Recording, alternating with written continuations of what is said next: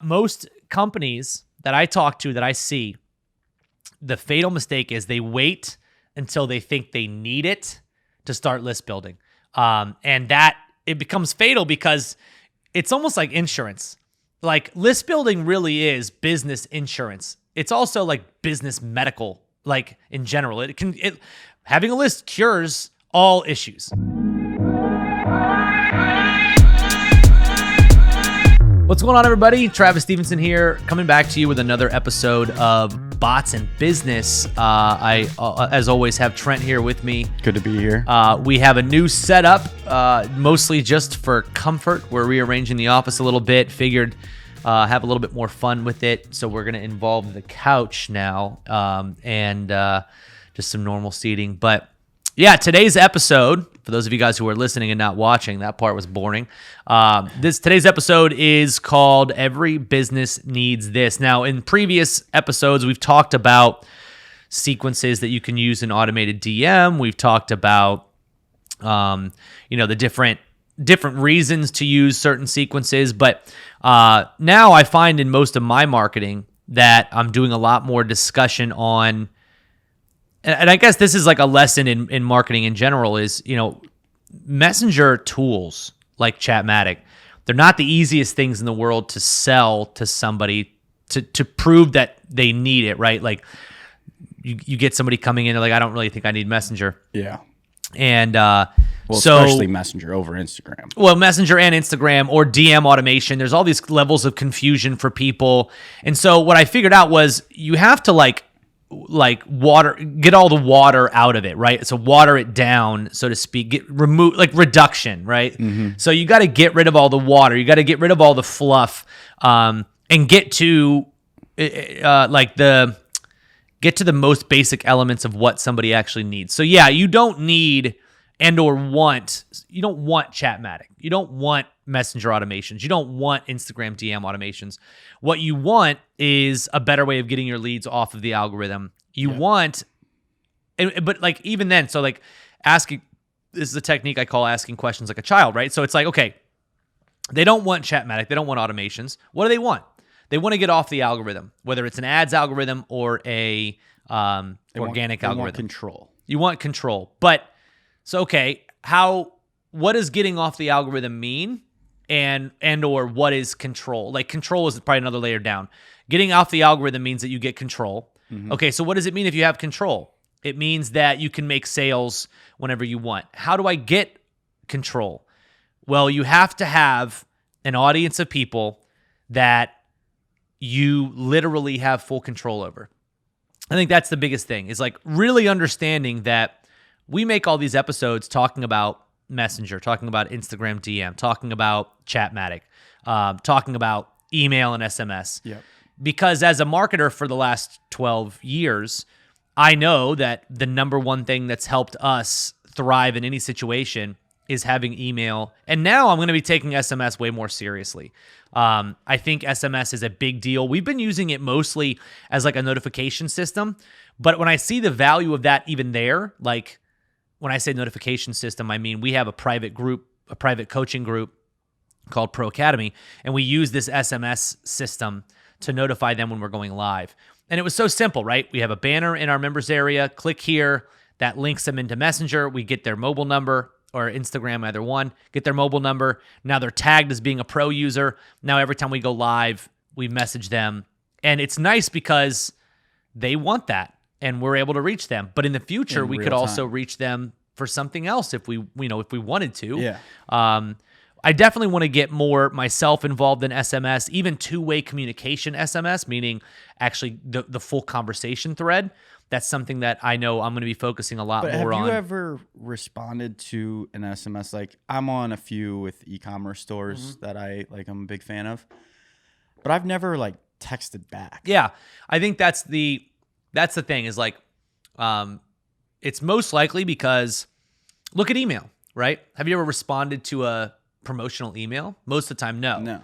But it's because the content of the message isn't asking you to. Yeah. One of the best things that you can do, honestly, actually, in email is ask for responses. One of the best ways to increase your deliverability rate is to send an email where you actually just, the call to action isn't to click anything. It's just to respond. Because your email like platform is looking at those responses. Yeah, like, okay, the ISP, right? The internet service provider, the actual Gmail, Yahoo, Comcast, they're looking and saying, oh, the person who sent this email, identified by IP address this, with this email address, like travis@chatmatic.com. Yeah, he sent a bunch of emails, but he's getting a lot of responses, which means these are emails that people want to receive. So we'll put them in more inboxes, right?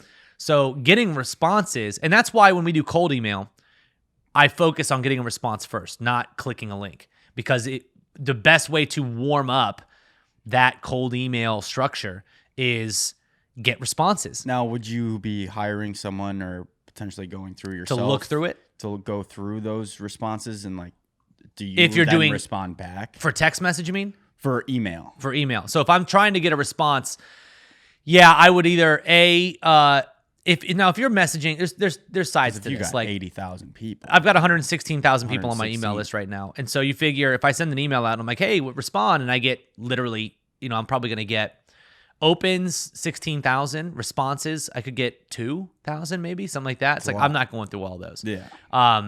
That said, it really depends on what the response is for. Yeah, I would have somebody maybe going through them. Or, again, you can have Zapier tap into it. Responses, take the response, put it in a spreadsheet, stuff like that. So if you wanted to get data out of it, you could. That's a big thing. A lot of times what people will do in the marketing space as well is they will actually say like, hey, just respond done when you've done this to let me know if you still want to be a part of this list, right? And then that just engages them and gets the responses, so you're still getting what the algorithm wants in the ISPs, but you're not actually having to check anything. You're just getting them to respond versus and, like, stay active. SMS, where you can have like a automated flow, right? Yeah, you can have automated flows. I still think though that, and maybe this is a conversation for another day too, but like there's a time and a place for automated flows. There's a time and a place for manual sending of messages, but I think that anybody who needed to make money,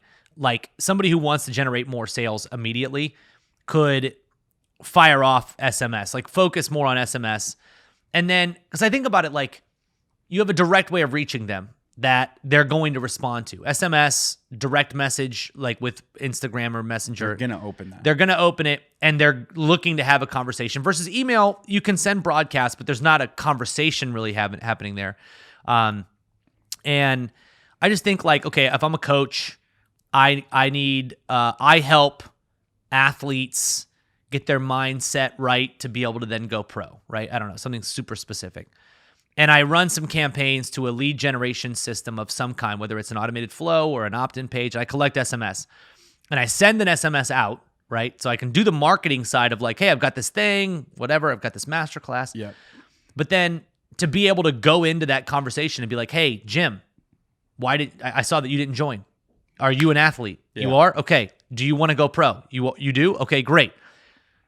Do you currently have what it takes? Mentally, are you aware? Did you know this is going to come up? Did you know athletes have these issues, common times? Let me just get on a call with you and discuss what's going through. The likelihood that you get somebody to actually say, you know what, yeah, I do need what you have, it goes up significantly. I agree 100%, because if one of these, even these e-commerce stores that I'm on, if somebody manually reached out to me like, hey, we think this is perfect for you. My name's Greg. Yeah. Or just like, hey, thank you so much for subscribing. I saw you subscribe to our watch thing. You've been on our text message list for a long time. I'd love to find out, like, have you ever bought a watch from us? Right? And we talked about this in the assess sequence. I think that's, again, we're talking now manual. Yeah. Doing this through an assessment sequence is awesome as well, because it's kind of the same process. Have you bought a watch from us? Oh, you have. Which one do you have? Oh, awesome. You should also look into this one. And then, like, here, you know what? As a matter of fact, here's 15% off that watch, good for the next 24 hours. Or, people who buy this watch, they also love like this. They love these sunglasses. Exactly. Like, you could totally do cross promotion of things by literally just like, and it's so easy. Oh, Travis, how do I build that team? You get one person at first, and you say, look, your day is going to be going through text messages, through all of our text message database. You're going to go through, and you're going to message people, and you're going to say, Just talk to them, find out what they're doing, because they came here for a reason, right? Like, I don't know of a single prospect who in their mind at some point didn't think I might buy something from this person, because you kind of know, especially with e-commerce, like I'm getting engaged with them because I want to buy something. If you see one of my ads on Facebook and you engage with it, there's a little trigger in your mind that I might spend money with this person, right? You know that because it's an ad. I have to make money to pay for the ad, so somebody's going to end up spending money with me. And if my product resonates with you as a business owner, let's say, if you know that Chatmatic can help you build your list and you see an ad from me and I'm trying to push that idea, it's crazy to not eventually go back into a text message thread or a chat thread at some point and be like, yo, you saw my ad, you clicked on it, it obviously engaged you because I said it was going to build a list. Do you currently build your list? Yes? Okay, cool. What's your list size? How do you build your list? Don't you think it would be easier? And then take it all the way down. Hey, like, this is what I think we should do for Chatmatic at some point, is literally get every e-commerce store owner into a sequence with SMS, and then have somebody eventually go through those SMS chat histories and be like, hey, you know, you run Nutra One. I don't know what that is, but you have a shaker bottle for them. You run Nutra One. If it's a supplement company. Hey, you know, you came into our system learning about building a list. I'm just curious, why haven't you signed up to join us? Oh, I just don't know what to do. What if I took 30 minutes, got on a call with you, showed you exactly what to do? There's a lot of money left on the table. Like, so much money left on the table for everybody across the board. And the craziest part to me is, again, that starts with building your list. You can't do that if you don't have the list of people to reach out to, because now everybody just lives on the algorithm. It's all kind of like, you know, like they say in Wolf of Wall Street, it's a fugazi, it's a fugazi, you know, it's a whizzy, it's a wuzzy, that little thing. It just doesn't exist. It's like in this stratosphere of the world where we can't touch it because now it's not on a list. But if we have a list, I can say, hey, what happened with John from Nutra One? Your job is to DM at all these people, like chat with them. What happened to John at Nutra One? Oh, he said he's just really not interested, couldn't give me 30 minutes. Okay, get him off the list. Yep. Now let's get somebody else in his place, right? And now we're spending time going through chats with people that want to give us the time of day, want to have that conversation. And it's such a numbers game. With the internet, with the evolution of the internet, with our ability to reach people, hundreds of thousands of people, we lose sight of the value of the 10, the 20, the 100. And the easiest way to put that is, I feel like, you know, we talk about Dream 100, which is a good thing for a lot of people. And we also talk about True 1,000, 1,000 true fans. Yep. 1,000 people willing to buy anything from you just changes everything. If we had 1,000 people, like if I was going to start a new software company and I get 1,000 users to use it, I'm successful instantly and I make money and it could sell. Somebody would buy it at that point. So we don't need hundreds of thousands. You need 1,000. And the way to do that is a direct line to get to the end result that people want. And I think we're in a really interesting time now where there's a reduction in people taking calls and moving more towards these chats, like being able to get the job done through chat by literally asking questions. We've had a couple of training calls in our Pro Academy with some sales guys, and one of them, they both kind of resonated with the same idea that if you know you have a solution to somebody's problem and you provide them that solution, the sale then becomes kind of like a something that they want now, right? Like the sale is the solution to their problem. As long as you're identifying that, then it becomes easy. So it's the same thing in an SMS chat or a direct message chat. Like, hey, you know, you have an e-commerce store. You're not actively building your list. What we're going to do is going to actively build your list. Go get it. You know, I see this question a lot. I think this is like a good one to ask while we're on this topic is, especially these smaller e-commerce stores, I think they know the importance of building a list, or they've at least heard it from a few different people where they're like, man, emails are important. I should get more SMS. But what do you do when you have the list? Like, meaning, how often should you be sending emails? How often should you be sending an SMS? Like, my favorite part of these questions is there's just literally no right or wrong answer, which I think is great. It's fun to be in a situation where there's no wrong way to do it, but a lot of people get overwhelmed. It's almost like when we talk about agency training and somebody's like, hey, how do I DM brands? However you want, dude. Yeah, There's no wrong way. Aside from just saying like, hey, I would like you to give me some money. That's obviously the obvious wrong way to do it. It's not going to work for you. Yeah. As far as email, I think, look, if you can come up with any reason to email your list, use it.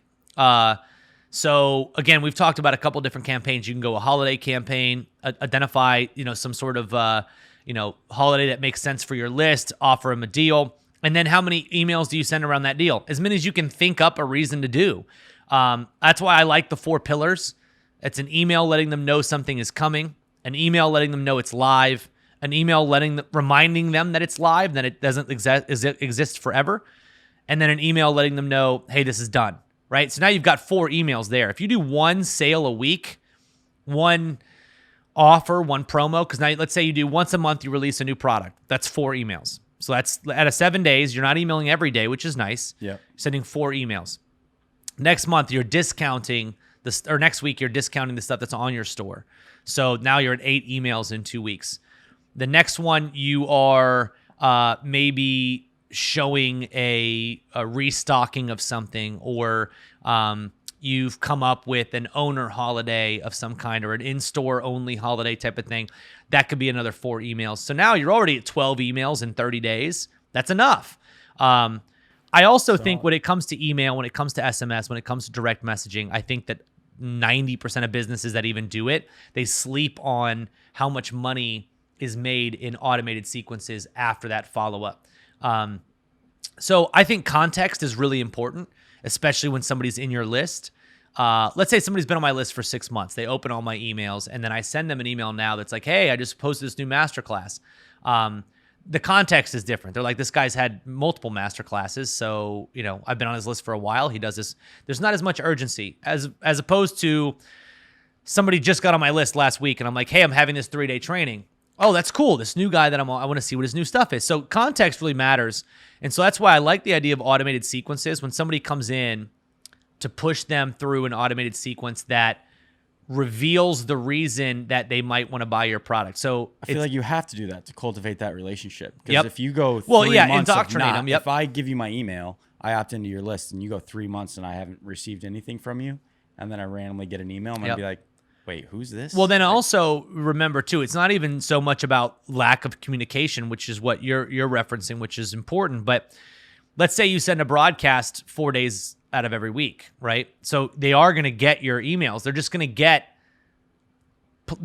timed emails that are based on right now versus timed emails that are based on their version of right now. So like they're new to you.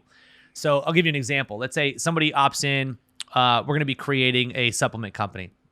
Somebody opts in to get more information about the vitamin D that we're going to release. My broadcast might be about something going on in the news, right? Oh, new study reveals that vitamin D can lower your odds of getting this, right? That's timing that's based in the atmosphere, that's based in the world, not timing based on their relationship with me. I want automated emails that are going to educate them based on the fact that they're new with my company. So I want 7 days, 10 days, 15 days of automated emails. And what I'm going to do, and this is something that you guys could take to the bank, whoever's listening or watching, what I'm going to do is I'm going to write down, okay, what would stop somebody from buying my vitamin D? What do they need to know, and what would stop somebody? So positives and negative. Like what do they need to know? What makes you different than... Yep. What makes me different? Pricing differences, why everybody needs vitamin D, and then what's going to stop somebody? Maybe they're already taking vitamin D. So now an email that goes out that talks directly about why we're better than our competitors, right? Versus the email that goes out that tells them why our vitamin D is good. Those are 2 different emails. Mm-hmm. And now I'm comparing them to comparing it to other vitamin Ds. Because what I want to do is I want to have an email that hits on every point that would stop somebody from buying or that they might not buy from, right? It's like, okay, well, I don't think I need vitamin D. I'd write that down, and now I've got an email, subject line, oh, I don't need vitamin D. Inside, all the benefits. Here's all the information that you need vitamin D. Boom. That's going to resonate with one person. Oh, I just wasn't sure how much to take every day. Okay, our recommended dosage for our vitamin D. Like an email that indoctrinates all that information. Mm-hmm. Because then we've got this base level of, knowledge that they have now. And again, I've always said that I think there's a difference between sales and communication. I think that if you communicate your product the right way and you get people knowledgeable on it and you're actually advertising it to people who need it, the sales are going to happen. The sales going to happen because you have a solution to a problem that they have. You're letting them know that they have that problem, and then you're just there. You're there as the brand to give them the solution versus to that. Like, go buy my stuff. Yeah, versus like off. Figuring out some cool way to twist the conversation to make them buy it and adding all these like nuanced like, oh, I've got to do 48-hour sales and this kind of thing. It's like you don't really need all of that. What you need is to educate them on why they need it. So you talk about, which again, that's like, don't create a product that just is going to make a lot of money.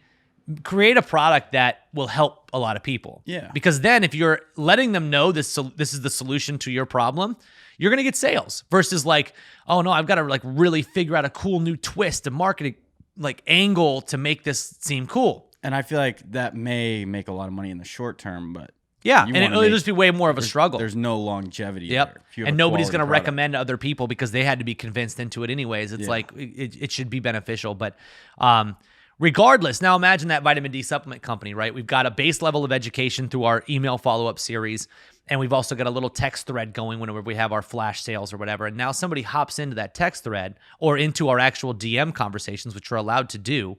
You could go into every DM conversation you've ever had and talk to them for as long as you'd like. Yep.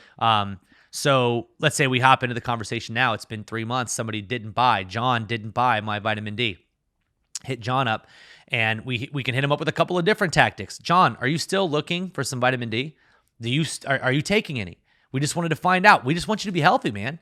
Here's 20% off if you get it right now. Or maybe in that assessment sequence, there was a question of like, are you feeling sluggish or whatever that may be. And then you can ask them 3 months later, hey, are you still not feeling too good? Sure. Or like even at the end of the day, it's like, hey, John, we're just clearing our database. We wanted to make sure that you still wanted to be here. If you still want to be here, you're going to always get, this is what we do. You're still going to get notified. We noticed you haven't purchased anything. So what can we do? Would you like to talk to somebody about what our product is, what goes into our product? Like we're knowledgeable experts that we can tell you everything you need to know. Yeah. You'll get more sales. And here's the cool thing. Just doing basic math. If you've got thousands of people coming into SMS and direct message every day because you're doing your ads and you're getting leads, you get one person. Until that one person can't reach everybody in a month or so, you get one person. Then as soon as that one person pays for themselves in new sales, you get a second person. Then when that person pays for themselves in new sales, you get a third. And so now literally you've got sales reps that are just going through DM conversations being like, hey, you came into the workflow. You saw an ad about vitamin D. You clicked on it. You went through the sequence. You gave us your information. Now the only question I have is, why aren't you getting it? What's left? There must be something in your head that you're thinking, I don't want to get it. Maybe it's the price. Okay, so what if I lowered the price? Would you buy it? Okay, by how much? Okay, how about this? I'll give you 20% off, right? So now you're getting 20% off vitamin D for your first month. Or how about this? I'll give you 25 if you sign up for a recurring membership. Yep. And now it's like, oh, okay, yeah, that's pretty smart. Or ease somebody's mental strain about why they might want to buy it. Like, oh, I just don't know, like, blah, blah, blah. And it's like, well, remember, most of the world is vitamin D deficient. But having vitamin D is going to help your immune system as long as you get one that goes into your bloodstream. This one goes into your bloodstream, helps your immune system, decreases your odds of getting sick. And when you do get sick, you're not going to get as sick, which is nice, helps your body heal better. It's like, oh, yeah, you're probably right. I probably should. And then you can always hit them with like, this is why I love real solutions. You can always hit them with like, what's your health worth to you? Then you get into like actual sales technique, which is something like that. Asking them, what is the solution worth to you? Being healthy, what would that be worth to you? Well, a lot. An unlimited amount, really. Yeah. What if you didn't have to miss? What if your sick days from work were actually like off days? Instead of having to take your 2 weeks of sick days at the end of the year, you can take a vacation. Yeah.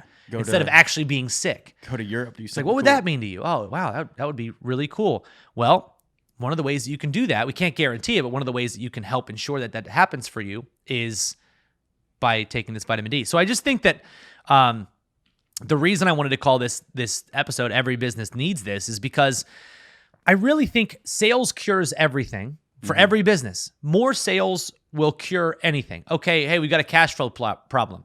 More sales. Hey, we've got an inventory problem. Well, if you made more sales, you could buy more inventory. Now, again, there's inventory issues of like we can't get more inventory because there's boat barges offshore in LA. Well, we always say like that's the business cancer, right? Not having a list is like that, like a brain tumor. That's just a ticking time bomb. 100%. It's gonna get you at some point. Like that's what's crazy. And I was just talking about this before the podcast, but my favorite shirt company is a company called North and a Crux. They went under now. At least they're gone. They made amazing shirts. Loved them. I would wear their shirts every day, and I still do. I have like 2 that I can wear all the time, but they're starting to like rip at the seams.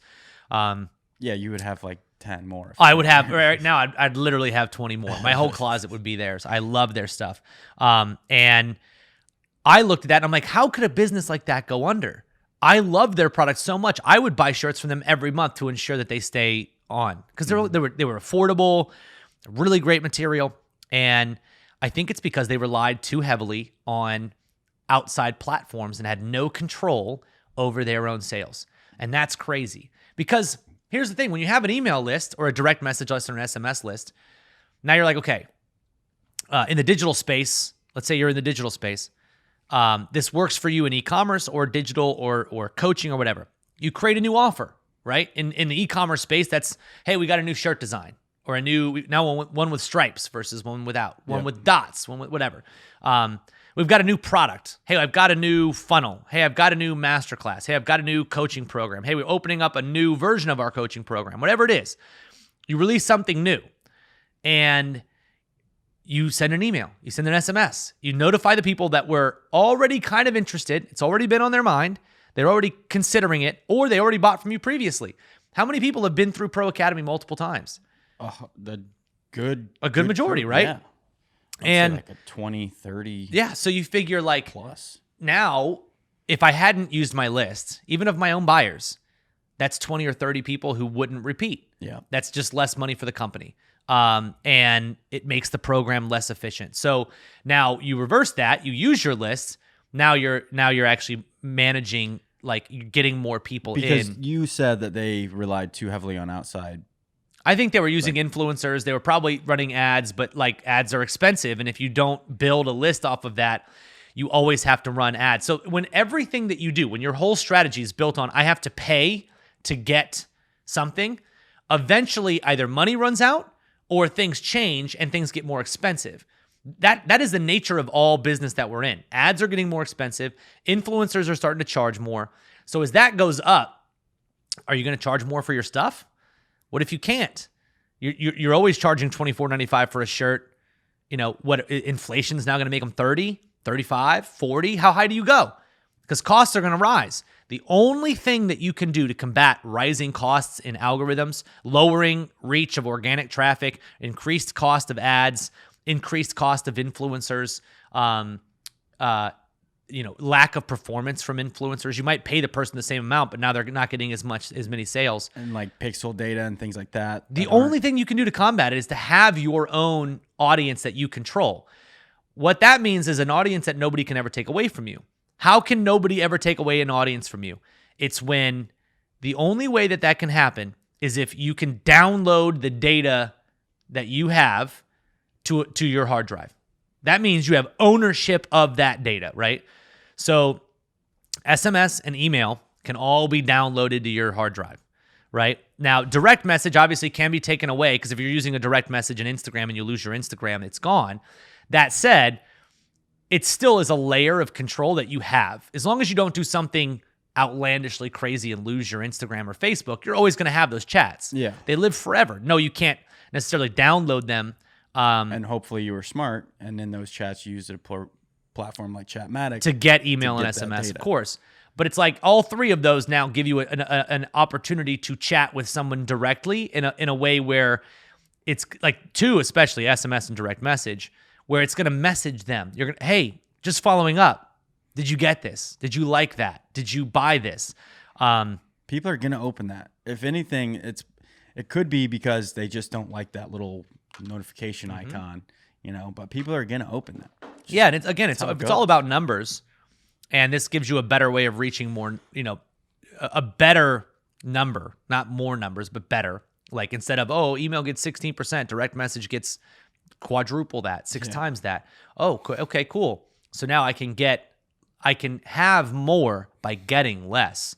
And I think that's a really cool idea that chatting, communication is communication is the key to all relationships, right?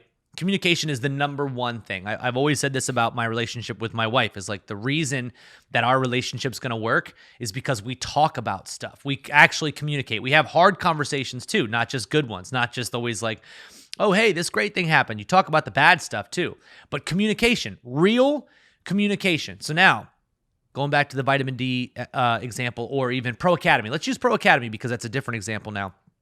I get people into a chat with me and they go through a workflow that's introducing them to Pro Academy. And I go back in a month later and I'm like, hey, I saw you went through the workflow.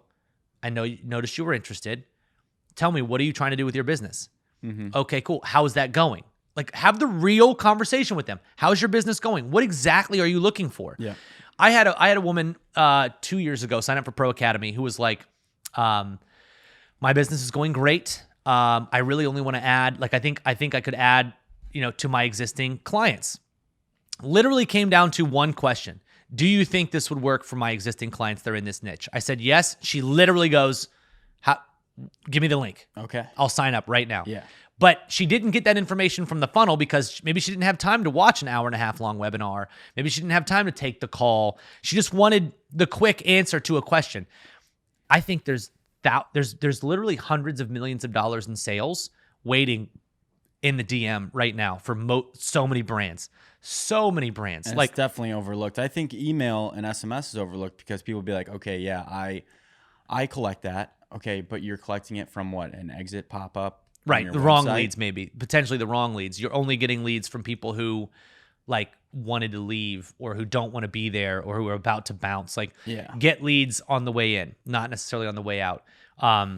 That's what really does excite me the most about Chatmatic is because I feel like for the first time in probably 6 years since we started Chatmatic, I actually believe that every business on the planet would make more money from Chatmatic. So it's like when I'm even thinking about my ads, who to target, it's almost now more difficult because it's like anybody, everyone, every business. I can't think of a single person. Oh, I just got ClickFunnels. I got my order page up, but I can't get sales. Okay, drive them into a sequence that tells them about your product, get them over to the order page. And then now you've got a list. Go back into that list manually and be like, hey, I saw that you were interested. I noticed you didn't buy. Let's get on a call. Let's talk about your business. Let's see if I can help. If I can genuinely help you, I will tell you that, and you can buy my thing.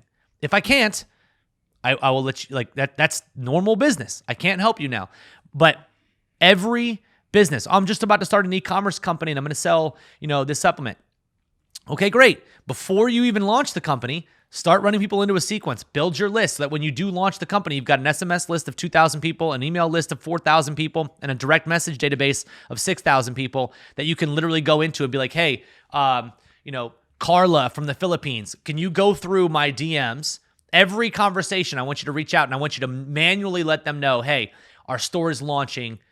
We'd love to see if you're interested in any of these. It shows here that you were interested in this shirt. We've got that. Or that supplement. We've got this. I mean, I think it goes like to influencers / affiliates as well. Like maybe the influencer doesn't have a product of their own. Affiliates for sure. But how much more is it worth to a company that's like, oh, you have an email list of 100,000, SMS list of 50,000. You have, 3 million people. Like, I think that if you're going to get paid.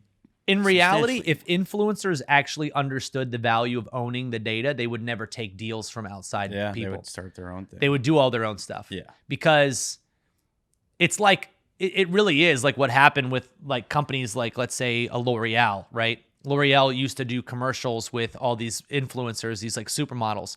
Now those supermodels just create their own brands because they realized my audience is everything here. They're buying from me. Yeah, they're buying from me, not L'Oreal. I could promote anybody. And so they were like, I might as well promote my own thing. When influencers and even when brands really understand how powerful it is to control their own audience, on and off platforms, so on and off social media, I think that especially influencers would be like, I'm not going to take your brand deal that's going to make me $3,000, but it's going to make you 20. You're going to build your list. You get long-term value. I don't. Instead, I'm going to build my list and I'll market my list to whatever I want. So now I can promote things as an affiliate and make money anytime I want. I've got an email list of 50,000 people that I email these cool deals to. Oh, I'm a gamer and I've got an email list of 50,000 people. Every week I send them a new video clip, like an internal clip of something that I've learned to do, whatever. And then once every 2 weeks, 3 weeks, I email them a promo for a new game. It's crazy how big that niche is now. Gaming is massive. I mean, they're saying that more kids play, was it Minecraft or Fortnite or something, than play actual recreational sports. Oh, yeah, I did hear that. It's something, yeah, some millions of kids are on every day. It's absolutely incredible. Now, before we actually end this episode, I want to talk about the fatal mistake that I think most businesses make when it comes to list building. And it's really simple. Most companies that I talk to, that I see, the fatal mistake is they wait until they think they need it to start list building. And that it becomes fatal because it's almost like insurance. Like list building really is business insurance. It's also like business medical. Like in general, having a list cures all issues. Oh, I'm not having a really good month. My ads got denied, but I've got an email list and I've been emailing them new stuff and they've been buying. So I've been able to continue to get sales. I can keep my staff. Things are good. But it's also, I look at it as more of like an insurance thing. People always, they get in an accident and they're like, oh, good thing I got insurance. Businesses will go on this route. Like, okay, I lost my ad account. I need to start building my list. Oh man, I need my list.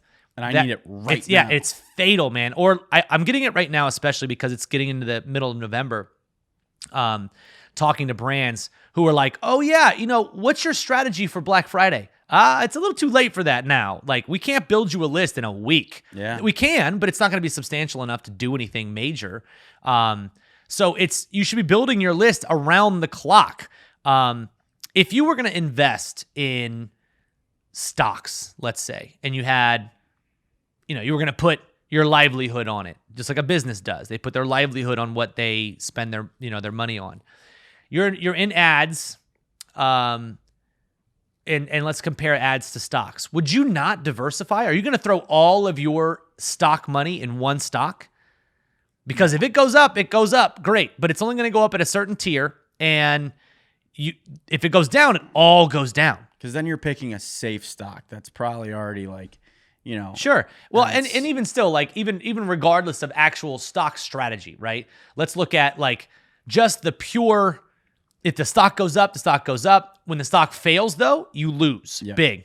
Versus if I diversify, if I have some of my money in this, some of my money in crypto, some of it in different stocks, some of it in real estate. If stocks crash and real estate's up, my overall might be balanced. Mm-hmm. So now I can still go. I can still survive. I didn't lose everything. I find it crazy that there's businesses out there that are running ads like, I'm happy with this, or I'm organic, I'm happy with this. What happens if you lose that thing? You're done. It's great now. It's really easy to be like, I don't need leads, I don't need ads, whatever. It's great now until that ends, which there's a time when that will likely happen. And what happens at that point? That's something that I think a lot of people need to ask themselves. Do not wait to start building your list until you feel like you need it.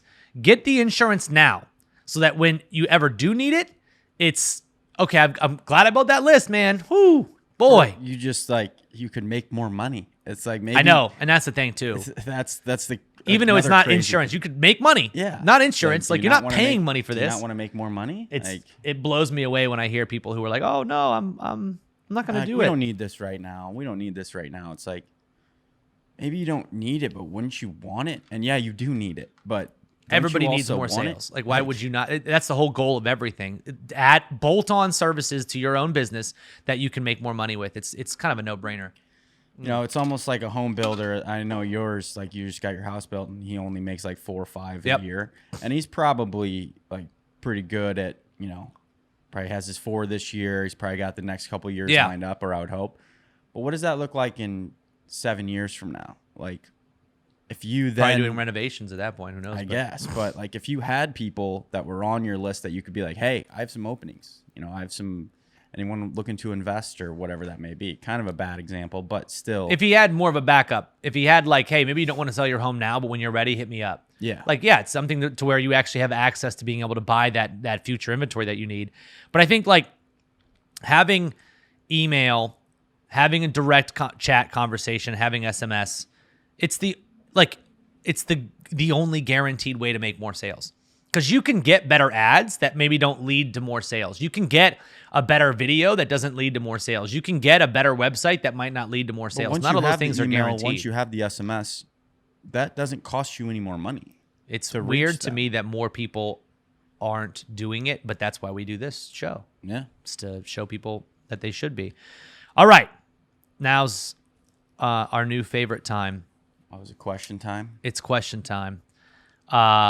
I've got one good one. There's some on here that like I'm looking at these would you rathers. There's some on here that like I couldn't even ask you that. Like, would you rather find true love today or win the lottery next year? I'd rather win the lottery next year, dude. Like, I'll find true love after that. You know, so like, give me some time. I'll be fine. Be a lot of love. That's like a horrible question. Nobody's gonna be like, yeah, because either you're like in a relationship. I'm already in a relationship. Like, I'm good. So like, I'd rather win the lottery. I don't qualify. This is a good one, though. This is a good one. Would you rather be in jail for 5 years or in a coma for a decade?